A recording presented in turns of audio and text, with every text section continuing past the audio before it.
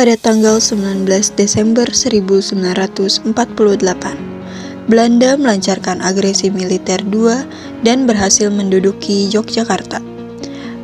Para pimpinan negara Republik Indonesia ditangkap dan diasingkan oleh Belanda, sedangkan pimpinan militer yang berhasil menghindar melanjutkan perjuangan. Sultan Hamengkubuwono IX kemudian menggagas serangan umum 1 Maret setelah mendengar bahwa Dewan Keamanan PBB akan bersidang di awal bulan Maret 1949 terkait pertikaian Indonesia-Belanda. Sri Sultan Hamengkubuwono IX mengusulkan kepada Jenderal Sudirman agar dilancarkan sebuah serangan umum. Jenderal Sudirman kemudian menyetujui usul tersebut dan menyarankan Sultan agar berhubungan langsung dengan Komandan Wehrkreis III saat itu, Letkol Soeharto, yang memimpin pelaksanaan serangan di lapangan. Pada hari Selasa 1 Maret 1949, sekitar pukul 6 pagi, pasukan TNI menyerang Yogyakarta secara serentak.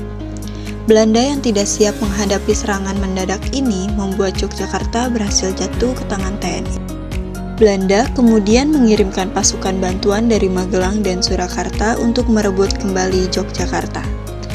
Sempat dihadang oleh gerilyawan Republik, pasukan bantuan Belanda dari Magelang dan Surakarta berhasil menerobos dan tiba di Yogyakarta sekitar pukul 11 siang. Pasukan TNI mundur pada pukul 3 sore dan Yogyakarta kembali dikuasai Belanda. Dalam waktu yang singkat, TNI berhasil menunjukkan kepada dunia bahwa dalam halnya bertentangan dengan klaim Belanda, tentara dan negara Republik Indonesia masih ada. Pada saat peristiwa serangan umum 1 Maret, 3 pengawas United Nations Commission for Indonesia sedang berada di Yogyakarta.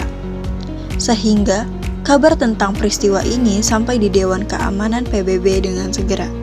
Selain itu, peristiwa ini juga disiarkan langsung oleh pemancar radio AURI di Pelayan Gunung Kidul dan pemancar radio RRI di Desa Kalong, Surakarta.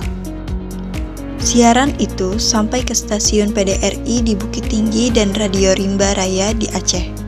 Diteruskan ke India hingga sampai ke dunia internasional. Serangan umum 1 Maret yang dilancarkan oleh TNI ini mendapat dukungan dari berbagai elemen masyarakat. Peristiwa ini membuktikan kepada dunia internasional bahwa walaupun Yogyakarta dikuasai dan pimpinan negara ditangkap, Republik Indonesia masih tetap ada dan TNI tidak hancur. Tanggal 1 Maret kemudian ditetapkan sebagai Hari Penegakan Kedaulatan Negara untuk memperingati peristiwa serangan umum 1 Maret 1949. Tujuan penetapan Hari Penegakan Kedaulatan Negara adalah dalam rangka menanamkan kesadaran masyarakat terhadap nilai-nilai sejarah perjuangan bangsa guna memperkuat kepribadian dan harga diri. Bangsa yang pantang menyerah, patriotik, rela berkorban, berjiwa nasional dan berwawasan kebangsaan, serta memperkokoh persatuan dan kesatuan nasional.